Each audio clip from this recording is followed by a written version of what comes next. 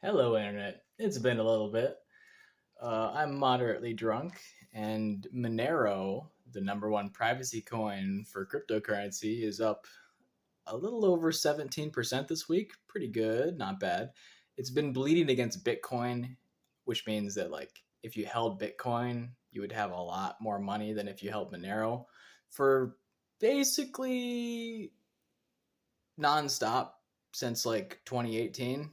It's been bad, man. Like, I don't know the exact stats for you, but like pretty much if you held Monero at the peak in 2018 instead of Bitcoin, you have like 1% of your money compared to holding Bitcoin. Maybe it's not quite that bad, but it's pretty close. But that said, Monero finally had a fucking rebound after 4 years. Congrats. It inspired me to think a little bit about the future of privacy. Before I get into that, why Monero's sucked so hard in performance? Lots of reasons. The main one being that it just hasn't gotten adoption and use as a store of value. Besides a couple people, the anarchists, it's literally just the crypto anarchists that are super duper anti-government and want to hide their wealth, and uh, you know some people that are, it is basically the smooth brains, the dumb people that are like rebellious and want to hide their money.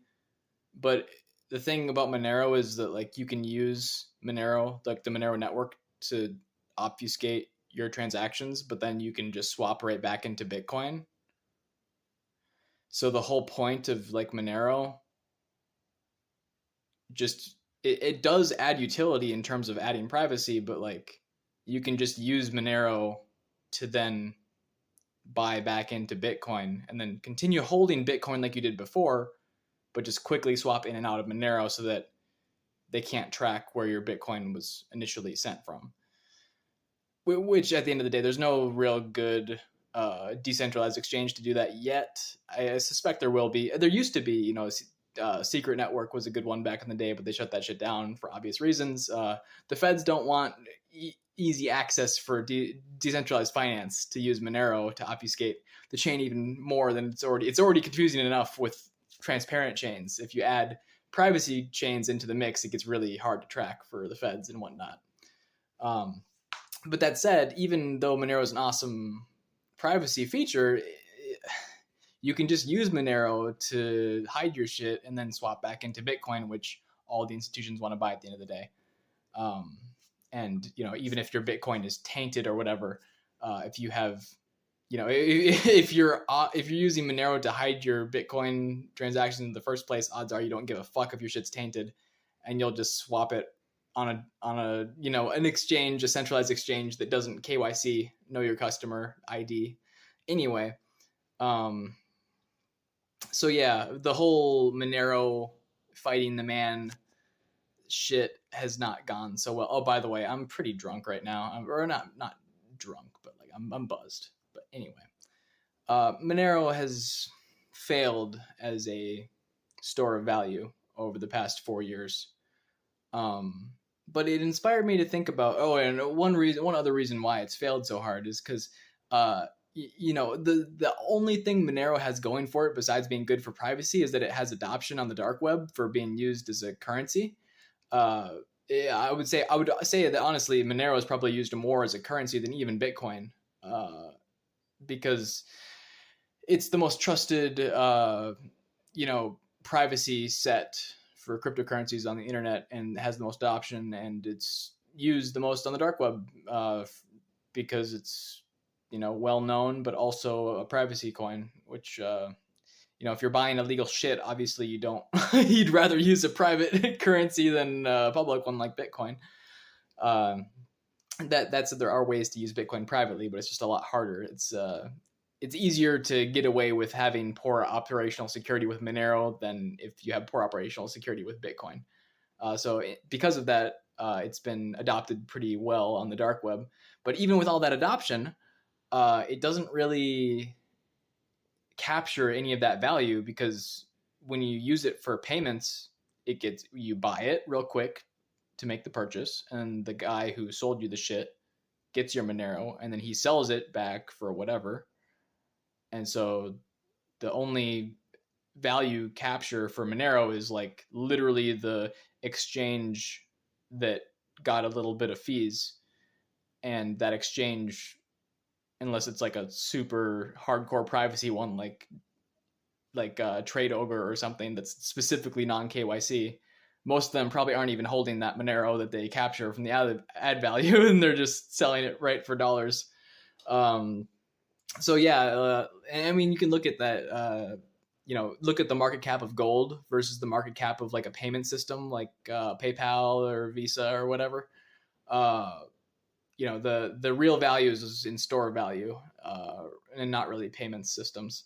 So although Monero does have adoption and it is a useful piece of technology, its utility is not able to capture the value, at least as of today.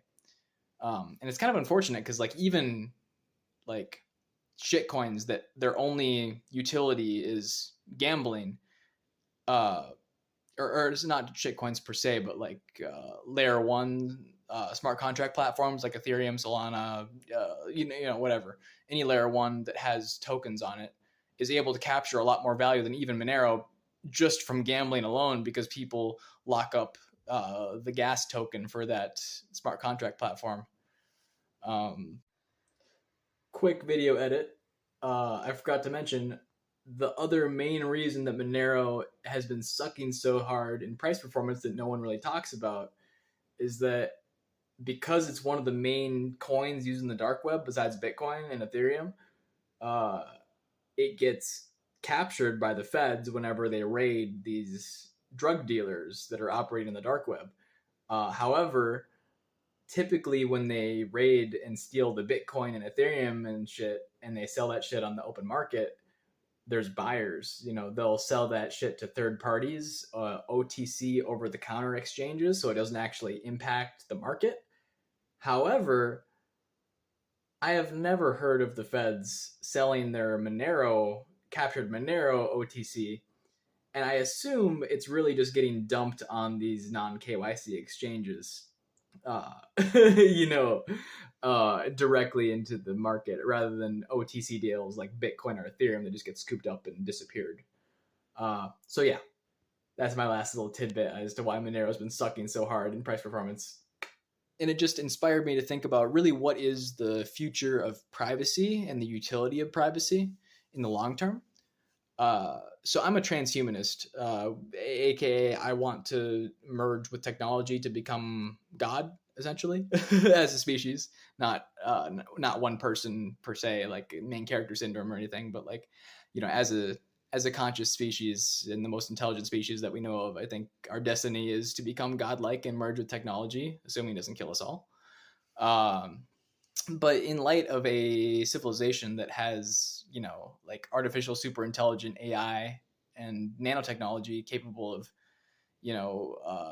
assembling particles into whatever the fuck you want and manipulating, your brain down to the neuron so that free will and thought and experience become codified and interoperable to the point that all that really, the whole destiny thing and like free will kind of just becomes physics at that point, and like what algorithms you're running. It's kind of spooky, but like, I do think they're in that type of world. Objectively, everything would be known pretty much if it's all tracked and digitized, and you've got nanotechnology everywhere in the known universe. There, like, where does privacy fit into that type of scenario? And I was just thinking that, like, it might be. This is kind of like the may call it cope. I'm not religious per se. I don't dismiss the religions outright because anything could be true. Hell, we might be in a simulation, but that simulation might also have, the Christian or Hindu or Buddhist or whatever afterlife be the real one by design, just to be ironic. It could be, I don't know.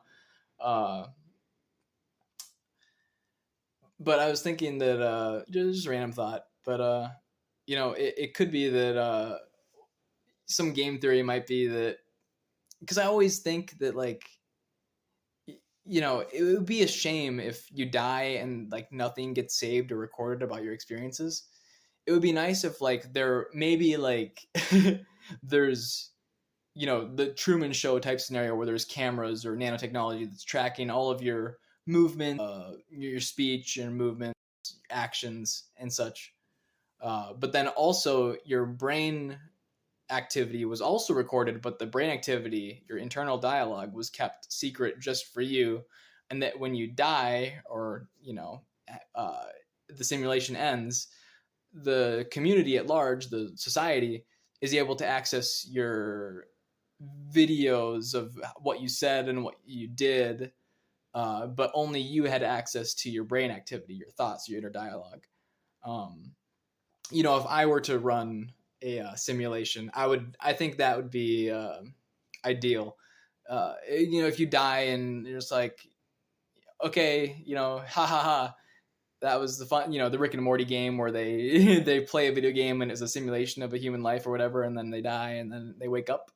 When I wake up, when we wake up, it would be an interesting scenario if all of your peers had access to your deeds and actions and speech, but only you had access to your neural activity. Um, yeah, just a little bit of game theory for hypothetical alien civilizations. All right. Cheers, guys. Have a good one.